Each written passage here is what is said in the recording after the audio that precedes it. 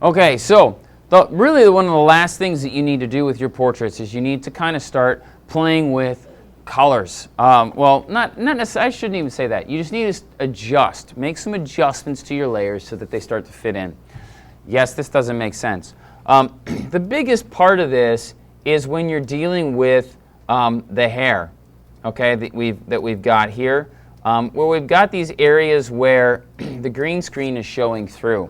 Now, your first option is just to get rid of it completely. Click on your layer mask, get your brush, and just get rid of it, okay? The problem with that is, you have to make a decision. When do I stop erasing hair, and how do I do so that it looks natural and that sort of a thing? So what we're going to try and do here is we're going to talk about how to make it as natural as possible, especially in areas like this. And let me just, I'm going to take my eraser and get some of this back really quickly here. So we have, hair in areas like this is really difficult because you've got the green showing through, and yet you just don't want to erase the whole thing because then the hair looks weird. Because if I did that, then I'd have to erase here, and then it would look like this just ended, and it would look wrong. It would look bad, and people would look at it and go, "Oh, she was cut out." They might not even know why they would know that you'd cut out that character, but they would just know that you had. Another place is right over here in this area, so we'll get this back here really quickly. Okay. And if you get rid of too much here, then it looks awkward. You get rid of this hair strand here, then things aren't going to look right because it's so obvious that it comes back in here. So how do you deal with these green reflections? If you've got a model that's got blonde hair, you may have green in there. Those things, all that can happen a lot. So how we adjust that and how we change it is actually pretty simple.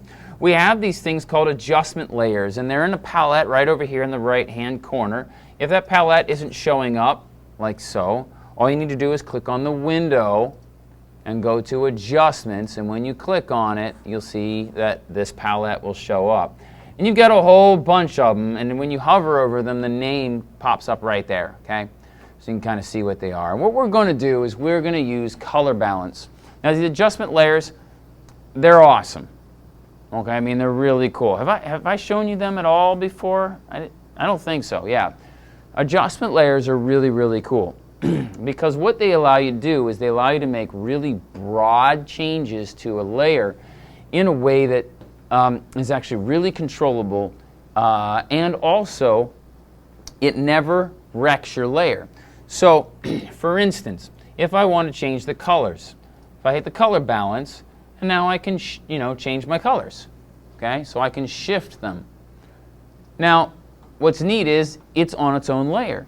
So 4, 5, 10 days from now, if I decide I don't want this layer, or I need to change it, I just click on the layer, and I can adjust the settings.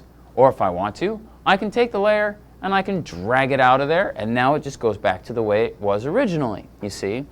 What we used to have to do before these adjustment layers came out is we used to have to go up to the Image Adjust menu, and then you'd take the color balance, you'd make your changes, but then the problem is you'd click OK, and now that was the way your layer looked forever.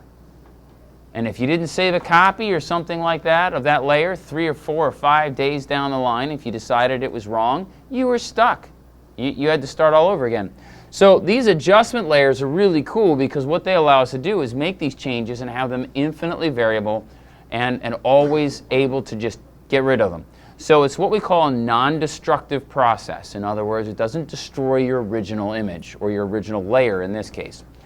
So if I just add this color balance layer, tell you what, let's go over here to this section first, and we'll talk about it a little bit, and then we'll go over to the other section, and I'll show you something there, and I think you'll get this, and we'll be done.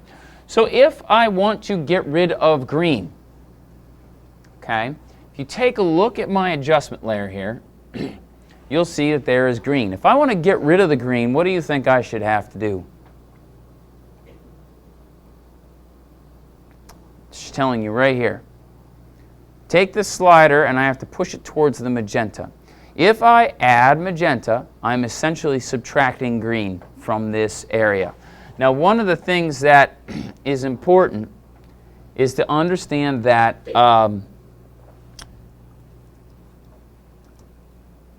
this adjustment layer also works where you can choose shadows, midtones, and highlights to adjust your colors in. So you need to usually adjust them in all three, and they're individual. So if I start to add some magenta here, okay, until I get rid of the green, okay, you'll notice that the hair goes really, really red. In fact, you'll notice that the entire layer has turned a really odd color of magenta. And I can just keep mixing my colors until, obviously it goes crazy. The other thing that you should notice is it adjusting the background layer? Yes, right? Is it adjusting the cactus layer? No. And the reason for this is because the cactus layer is above the adjustment layer here. So the adjustment layer is affecting all the layers that are below it. Now my problem with that is I have to have my background layer below my portrait layer, or else it won't be a background, right? But if I have it below the color balance, then it's also going to be affected. So if I take my color balance and I move it underneath here, well, now it's just affecting the background layer only. So the first thing that you probably will want to do, I shouldn't say all the time, but probably, is if you look right here, there's a button, and if I hover over it, we'll see. It says this adjustment affects all layers below. So right now it's affecting everything that's below it. And notice the second half says click to clip the layer. So now if I click this button, watch how the background will go back to normal. And now you can see in our layers palette we have this little arrow. And what it's telling me is that this layer, this adjustment layer, is now clipped to the layer that's directly below it. This is really nice because now we can make these adjustments to this layer, okay, and nothing in the background changes or anything like that. So what we want to do is we want to eliminate our green color. So what I can do is I can start to adjust it so that the green goes away, mostly. So then I'll go to my shadows and I'll push some more magenta in there. Oh, there we go. So now it's gone. And because I have a blue background, I might adjust some cyan in there too. Maybe even a touch of blue, not too much.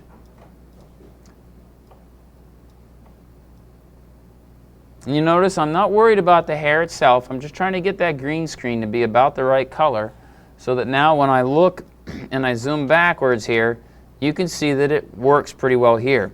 You'll also notice it doesn't work as well over here, but we'll deal with that in a second. So now what I need to do is I need to really work on getting this color adjustment layer only on those spots where I need it, not on the rest of her face or the guitar or anything like that, right? So this is where our adjustment layers come with a layer mask. And that layer mask is what's going to allow us to selectively choose where the adjustment layer works and where it doesn't. So I'm going to turn it off for a second. We're going to build a new mask. Now, we already built a mask to get rid of the green screen in the background. But obviously that didn't work completely perfectly because we still have some green in here. So I'm going to try something new. What I'm going to do is I'm going to, we can turn this back on again. I'll turn it off for a second. I'm going to go up to my select menu and I'm going to choose a selection called color range.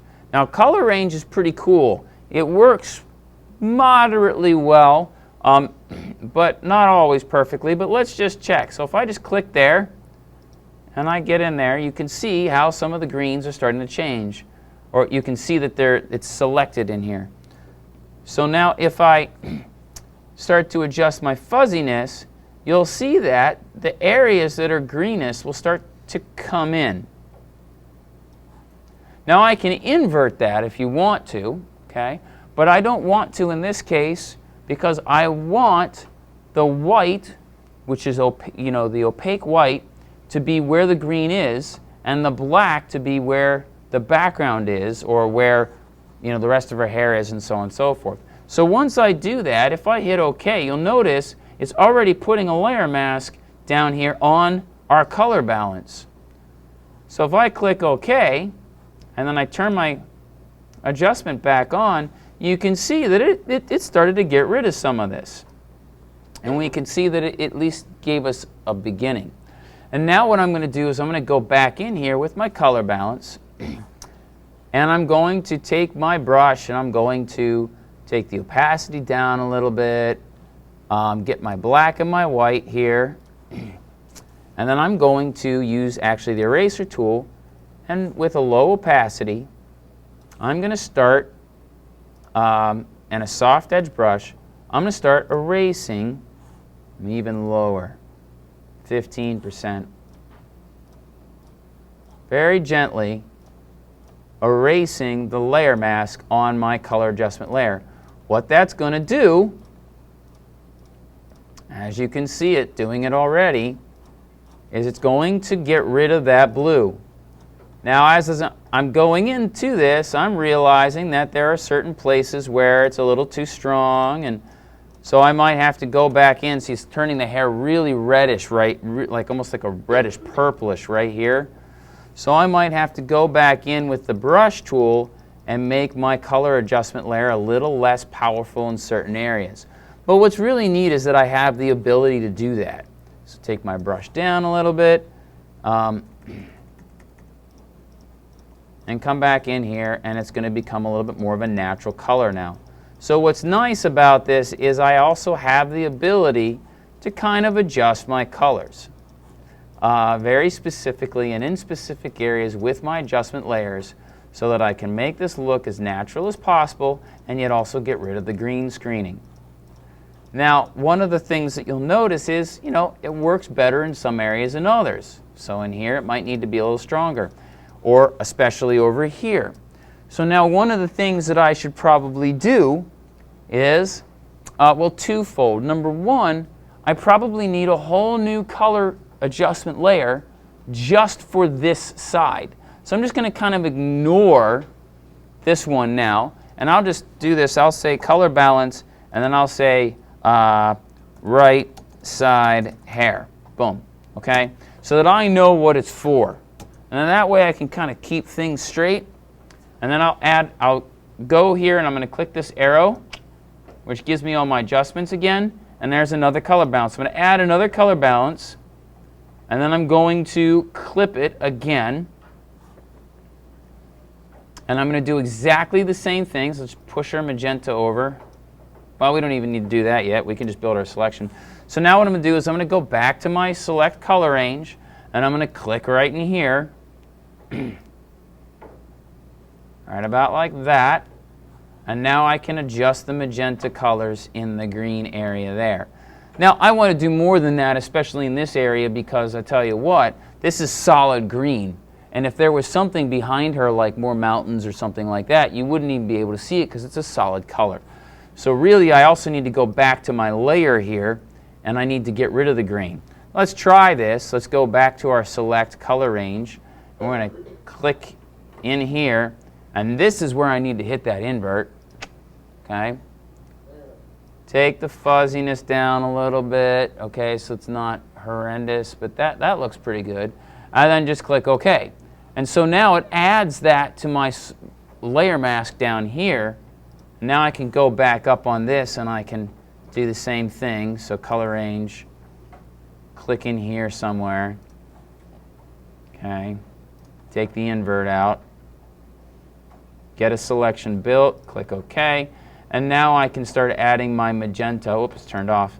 Now I can start adding my magenta to the shadows and to the midtones that hopefully try and balance out the hair a little bit. And it's not really working, and I'm not sure why. But I can take my eraser tool and just kind of play with it on my own. Okay.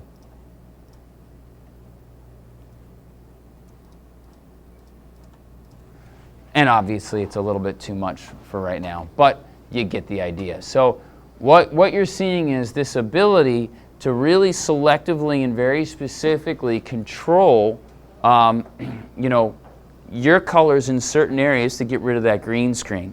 You can also go a little bit further than that. Let's just say I wanted to go even further, and this might even be easier.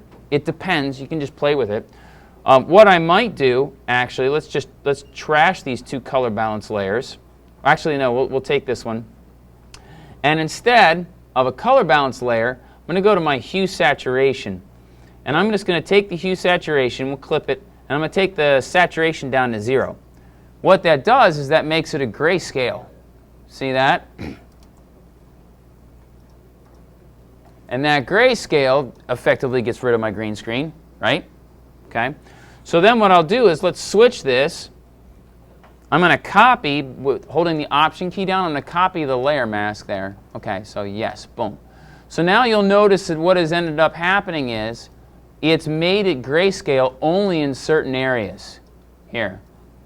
And I can, again, keep adjusting that or making it more or less grayscale because of, with my layer mask. So there's more grayscale, see, okay?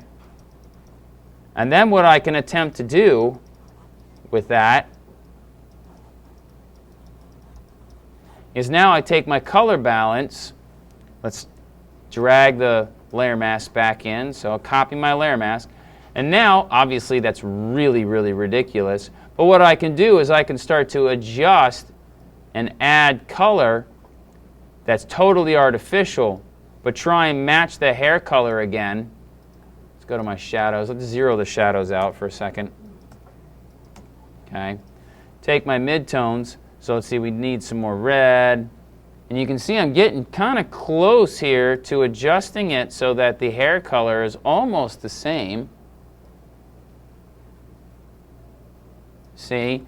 So basically what I did with that is I effectively took out the color completely with this saturation adjustment layer, and then I can add in my own color afterwards. I've used that technique several times in a lot of different things, so that's a nice little trick too.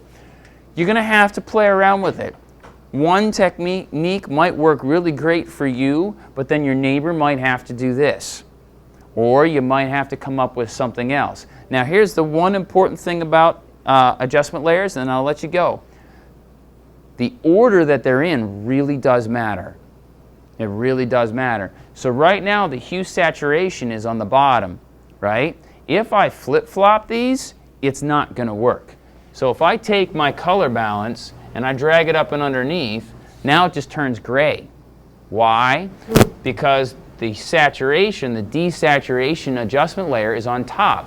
So the color adjustment's happening first, and then the desaturation is happening second. And so it's taking whatever you did here and it's getting rid of it. So the order that these layers are in is actually really, really, really, really important. The other important thing to keep in mind is, right here especially, yes, I've eliminated the green, but it still looks fake. It still doesn't look good. Why? Because I can't see my background through the hair.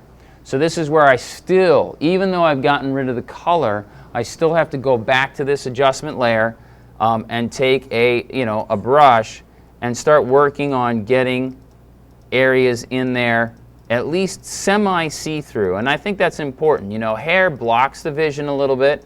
We don't have to see everything, but our ability to be able to see little pieces of the background through the hair, even if it's not completely opaque, that's an important thing to be able to do to kind of communicate reality. Hair is one of the hardest things to deal with when it comes to green screening and compositing. So yes, this is difficult.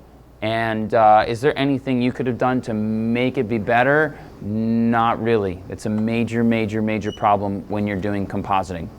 Any questions?